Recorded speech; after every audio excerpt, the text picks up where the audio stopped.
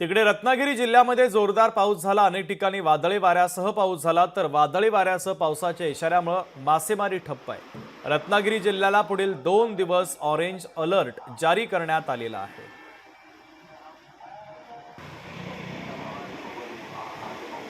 आपले प्रतिनिधी राहुल वर्दे आपल्याला अधिकचे अपडेट देत आहेत। राहुल, रत्नागिरी जिल्ह्यामध्ये जोरदार पाऊस झाला, अनेक ठिकाणी वादळी वाऱ्यासह पाऊस झाला, काही ठिकाणी नुकसान झाल्याचं कळतंय। मासेमारी सध्या ठप्प आहे, अधिकचे अपडेट नेमके काय?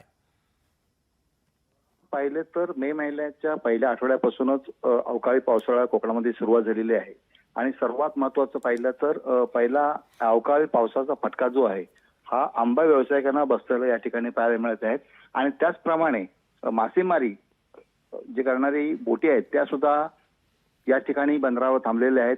त्यामुळे मासेमारी करणाऱ्या उद्योजकांना जवळपास 25 कोटीच्या आसपास हा तोटा या वर्षी सहन करावा लागलेला आहे। पावसाचा जोर अजूनही कायम आहे। किनारपट्टी भागामध्ये आपण जर पाहिलं तर मोठ्या प्रमाणामध्ये वारा आणि पाऊस हा बरसत आहे। त्यामुळे रत्नागिरी जिल्ह्यामध्ये जर आपण पूर्ण वातावरण पाहिलं तर गुहागर, चिपळूण, लांजा, राजापूर, संगमेश्वर भागामध्ये मोठ्या प्रमाणात पाऊस सध्या सुरू आहे आणि यामुळे मुंबई गोवा महामार्गाचं काम सुद्धा ठप्प झालेले या ठिकाणी पाहायला मिळत आहे। त्यामुळे काही दिवसावर पुढच्या महिन्यामध्येच गणपती 2 महिन्यामध्येच गणपती उत्सव येत आहे।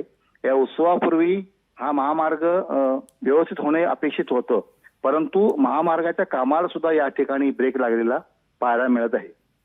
अगदी राहुल, महत्त्वाचे अपडेट या बातमीच्या संदर्भात पोहोचवलेले तुर्तास धन्यवाद।